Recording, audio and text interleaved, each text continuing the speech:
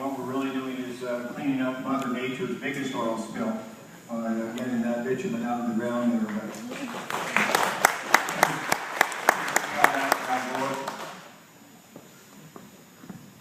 I want to go back to what I said earlier about the opportunity that's there for Alberta right now, the size of the oil deposit, the oil sands, and then the deep basin.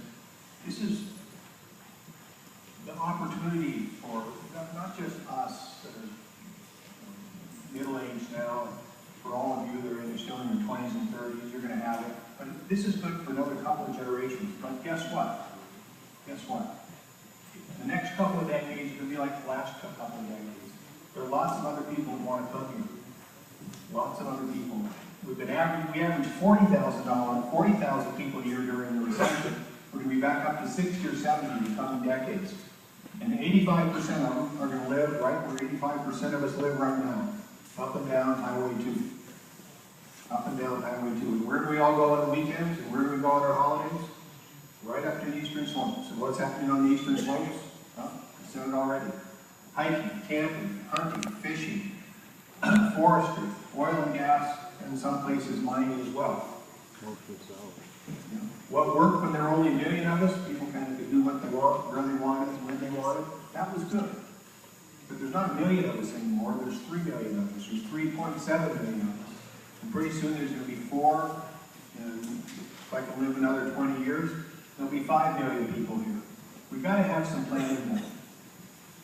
Now, most of us in this room, and even Nathan, I've seen a little bit of this in Nathan, we're conservative in the sense that we have a sense of history, past, present, and future. We know that we're here on the surface of the earth here for hopefully 60, 70, 80 years, but that's kind of small in the big picture. And as conservatives, we know we want to leave, particularly in Alberta, such a beautiful place, such a wealthy, we want to leave it as good for the kids and grandkids as we got it.